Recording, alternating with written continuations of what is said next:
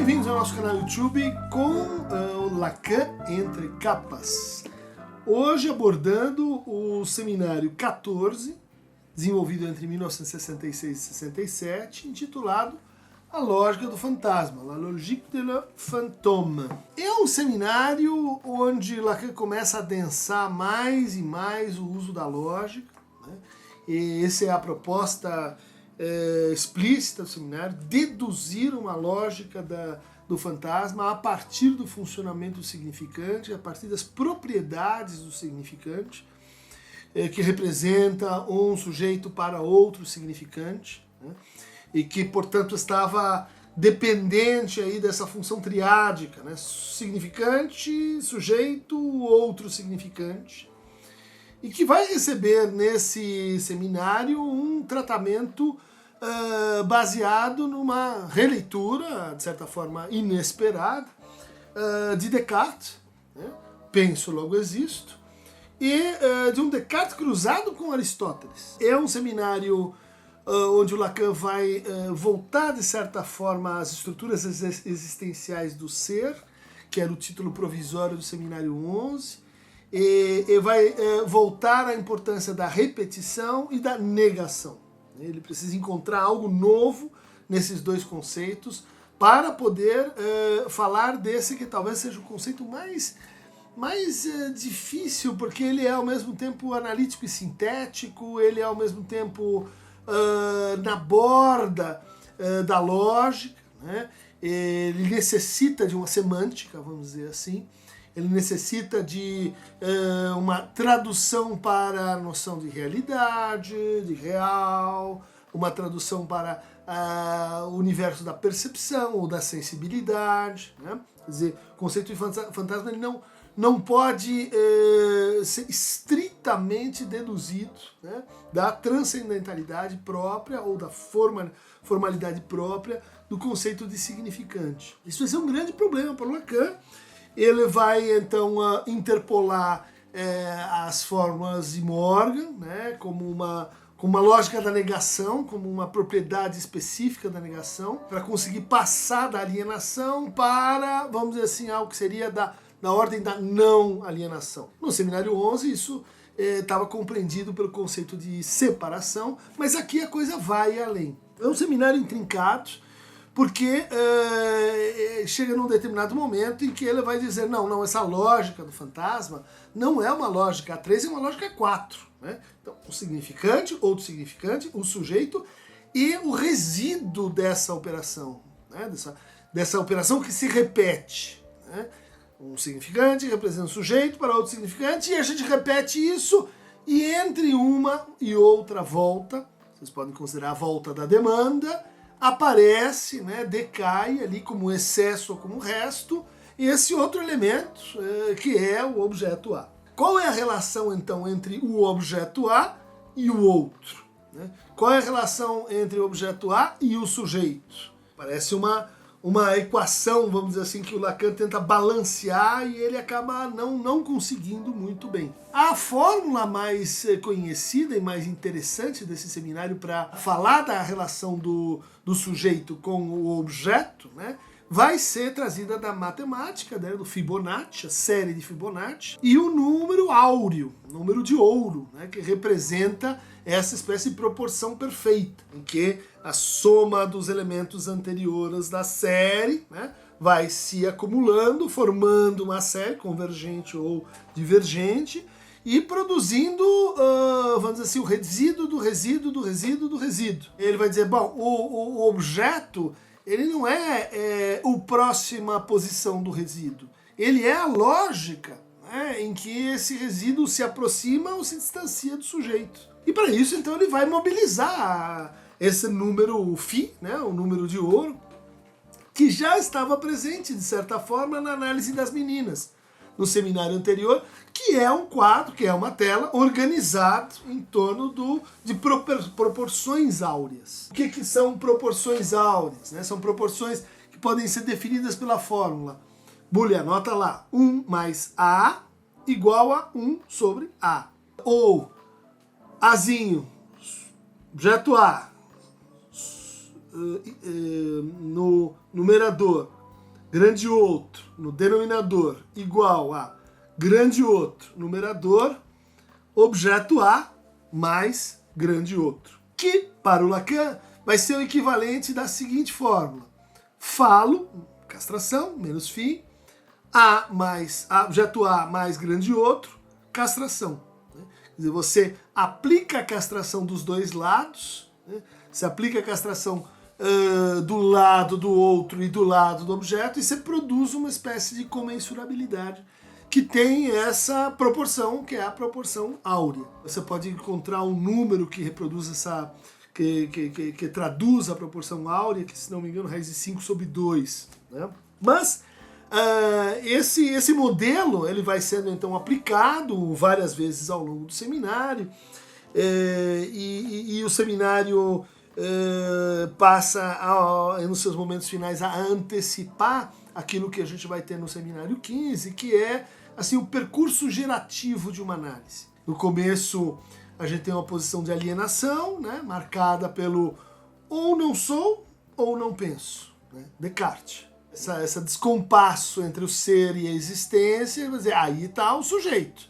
Mas o sujeito se aliena, ou no ser, ou no pensamento. Essa alienação, ela produz uma resposta em análise. Ela é tratada de uma forma, né, em análise, a forçar o lado do não penso, e não o lado do não sou. O lado não penso é o lado do inconsciente.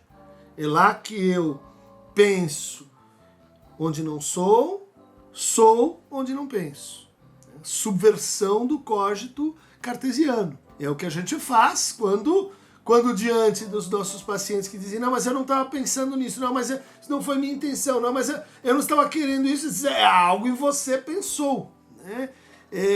Pensou ali onde você não pensa. Essa forçagem, né, um primeiro movimento da análise, que vai levar a um segundo movimento de repetição, passando pela repetição, né, onde a gente vai extrair esse menos φ de um lado, né, a castração, e o objeto A do outro. Né, é o terceiro tempo, né, da análise. E o último tempo seria a passagem, né, da separação desse objeto em relação ao ser do sujeito. Né, ou, na verdade, o não ser do sujeito. Bom, isso aí a gente vai descrever para vocês não falando nisso, né, porque aqui a gente só vai discutir uma apresentação genérica do seminário, como eu estou fazendo, meio no atacado, assim, né? Dizendo, enfim, por onde ele passa, os conceitos mais ou menos principais, mas nós temos que achar uma capa para esse negócio. E, de fato, é um seminário com poucas referências literárias, ele fala lá do paradoxo do Chuang Tse, né? Quer dizer, será que é o Chuang Tse que sonha que é uma borboleta ou a borboleta que sonha que é o Chuang Tse? Não dá para saber, mas é esse tipo de alternatividade e de negação alternativa que vai estar na lógica do fantasma, na alienação. Ou aliena o sujeito ou aliena o outro. Né? Ou falo a castração do sujeito ou o objeto que cai do outro. Bom, me pareceu... dada a exiguidade de alusões, né? No final tem uma alusão lá ao mito da verdade que poderia ser usada, mas acho que nós poderíamos indicar como capa para esse seminário algo que é extremamente assim, representativo, né? Se não da teoria geral do fantasma, do fantasma que originou a psicanálise. Um fantasma que, de certa maneira, a gente poderia intuir no Freud. Né? E poderia intuir no Freud a partir do que ele falou pra gente. E ele tinha medo de trens, e um dia, então, ele está num trem vindo do norte da Itália, e ele está conversando com o seu companheiro e diz, não, se você for a Orvieto, você precisa ver a catedral, porque os afrescos são lindos. E na hora que ele vai dizer assim, não, mas os afrescos foram pintados pelo... E ele esquece o nome próprio. Ele vai escrever sobre isso, a importância do esquecimento dos nomes próprios. O Lacan vai dizer, já em seminários anteriores, né, o sujeito se inventa um nome próprio para tamponar a castração, para suturar a castração, portanto o nome próprio faz parte, em certo sentido, do fantasma. Mas o Freud diz assim, puxa, se eu tivesse numa análise, eu faria uma associação livre. Então eu vou fazer uma associação livre sobre o meu esquecimento do pintor da Catedral de Orvieto. E daí ele diz lá, não, mas será que era... Que nome que me vem? Boltráfio. Não é Boltráfio. Botticelli. Também não é o Botticelli. Experiência interessante essa, né? Para vocês verem aí, penso onde não sou onde não penso. Como é que ele sabia que não era o Botticelli nem o Boltráfio se ele não sabia qual era o pintor?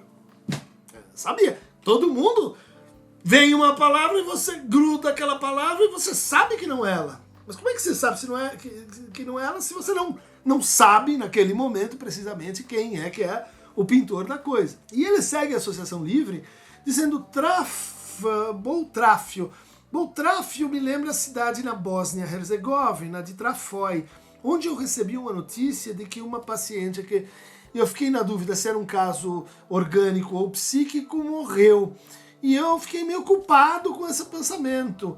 Então acho que esse pensamento está participando do meu esquecimento. Então a gente tem aí o que o Freud, no seu desejo de analista, se questionando do que ele é feito. Será que eu estou saindo de mim, pensando coisas que não devia? Será que eu estou prejudicando meus pacientes? É que, obviamente o fantasma, né, a fantasia aí do Freud. Aí ele diz assim, não, mas Trafoi, cidade na Bósnia-Herzegovina, que me lembra o quê? Que me lembra os muçulmanos. A Bósnia é um país muçulmano na Europa, né?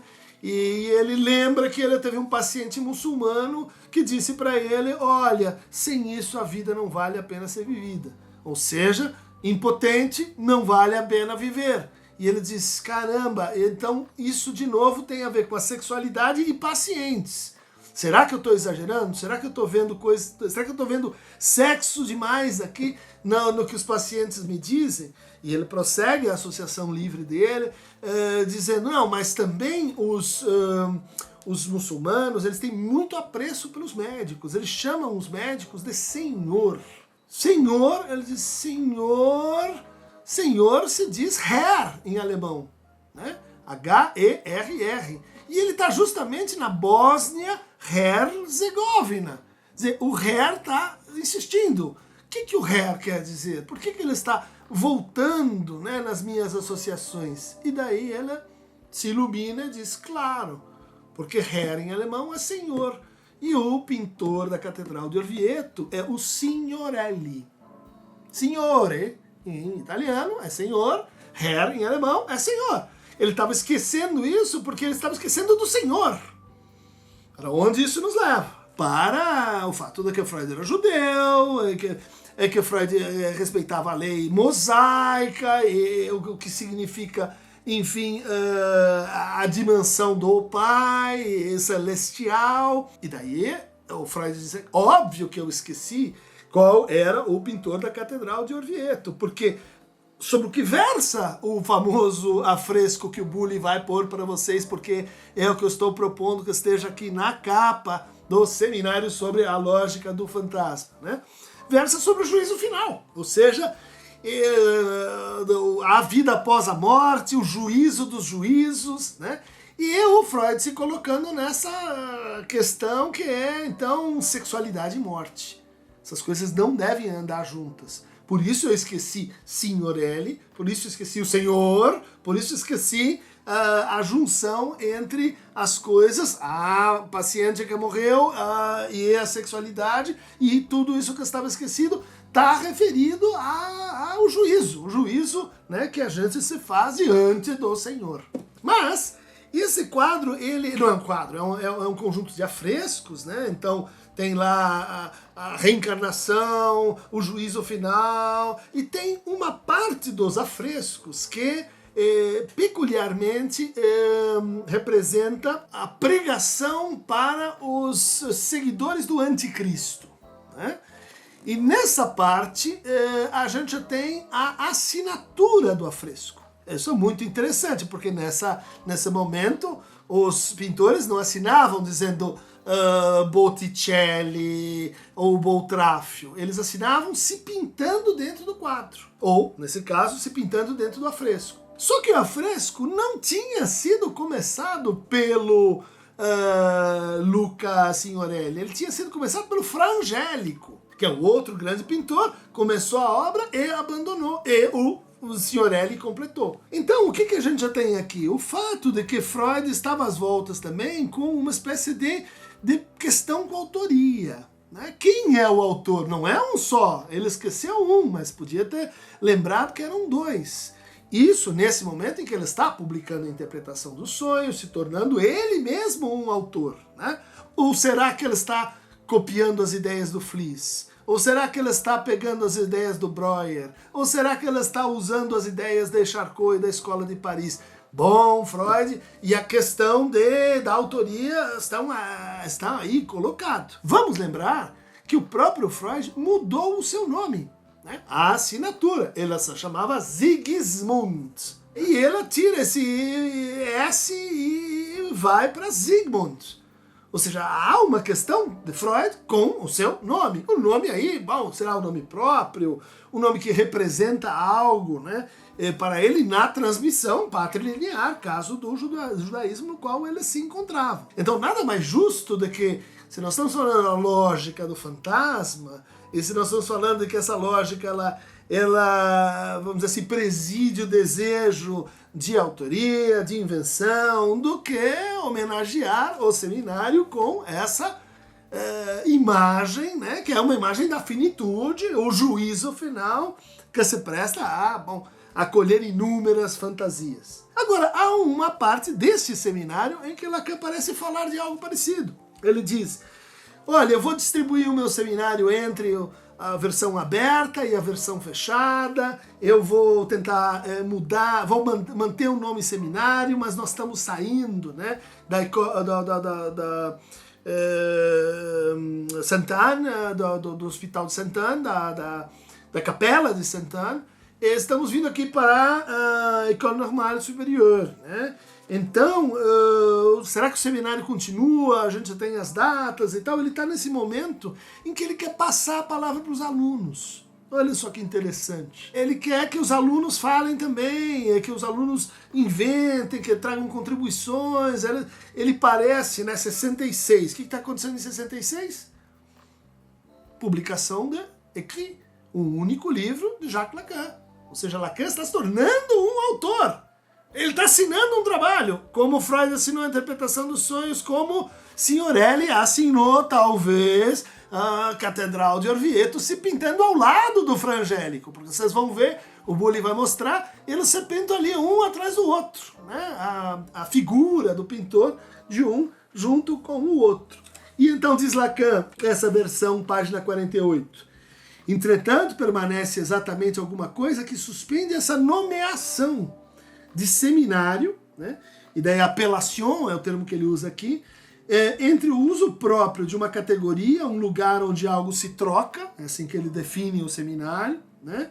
Onde a transmissão, a disseminação de uma doutrina deve se manifestar como tal, quer dizer, em vias de veiculação, continuava uma ambiguidade entre esse uso próprio da categoria e não sei qual outro uso.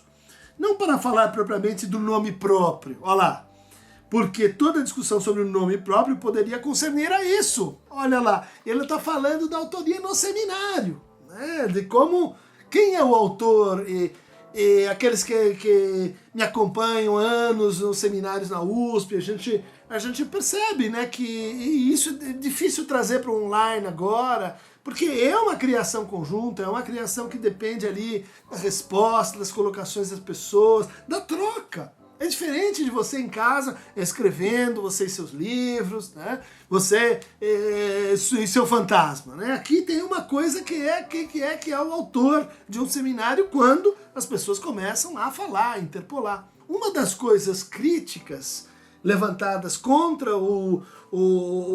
as edições dos seminários é que Jacques Lamillère amputou a maior parte das intervenções daqueles que não eram Lacan. Então ele transformou o seminário, que era uma coisa muito mais polifônica, participativa, aberta, em algo assim que é a palavra de Lacan, e ele falava outras coisas, assim, ele não deu muito espaço para essa circulação da palavra. E esses 3 ou 4 seminários são caracterizados muito por isso, em comparação com os outros. O Lacan transmitia a palavra, dava a palavra para os seus alunos e eles, inclusive o Miller, né, que faz a sua intervenção sobre a sutura, mas outros também, Didier, que escreveu a Nota Azul, que faleceu recentemente, estamos aí no tema da morte, né? Escreveu também a Evocação, os 3 Tempos da Lei, Didier Weil, Alain Didier Weil, olha só, né? Jacques Alain Miller, Alain Didier Weil. Bom, e outros aqui, né? Serge Leclerc, e Lucie de Garay, que fala nessa versão do seminário. Mas veja só, né? Então, voltando. Não sei qual uso, não para falar propriamente o nome próprio, porque toda discussão sobre o nome próprio poderia concernir a isso. Como o nome é suporte de transmissão, como o nome é suporte de passagem. Digamos, de uma nominação, ou seja, aqui ele não usa a palavra appellation, mas nomination em francês, né? Por excelência, cuja nominação por excelência se tornaria uma nominação por ironia. Olha só, aquela que seria a transmissão de fato por, vamos dizer assim, feudal, né? Eu te passo meu nome, então você vai lá e agora você é o meu filho unigênito que vai representar transmissão, né?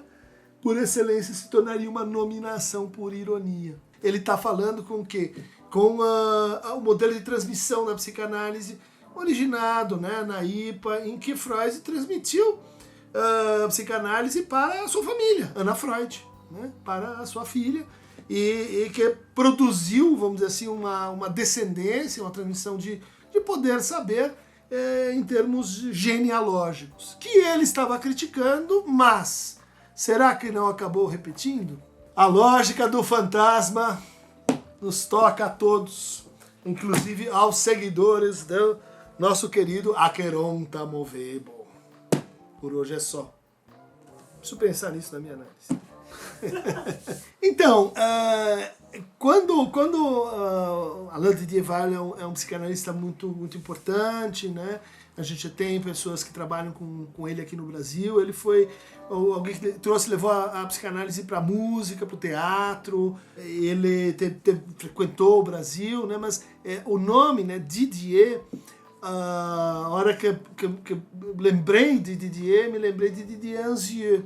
Didier Anzieux é também um psicanalista, só que da IPA, e que era filho de Marguerite Pantene, que é a paciente de Lacan descrita na tese de 32, né, da psicose paranoica e suas relações com a personalidade.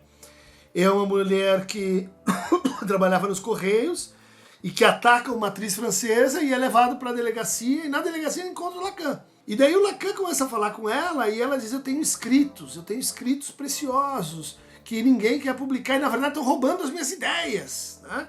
E o Lacan pega esses escritos, né, lê, comenta, usa na tese, mas não devolve para ela. Olha a questão da autoria, né? A Aimee acaba sendo publicada e reconhecida pelos surrealistas, né? Ela é mencionada por Salvador Dalí, por Prévert, né? Ela acaba virando, vamos dizer assim, uma espécie de personagem, né, para ali os anos dourados, os anos 30, para o surrealismo, mas o Lacan comete essa questão que é assim, escrevi um caso clínico e fiquei com os escritos dela. E anos depois, Lacan vai visitar a casa do seu pai, né, Alfred Lacan, ou seu avô, não tenho certeza, e quem é que está trabalhando lá como funcionária? O caso Aimee, né? Marguerite, trabalhando na casa, e ela tem um filho. E ela tem um filho que está sendo ameaçado. No final ela briga com a atriz porque ela acha que o filho está em perigo, e esse filho chama-se Didier Anzieux. Então, quando eu pensei em Didier, me veio Didier Anzieux, e não Alain Didier Vaillant.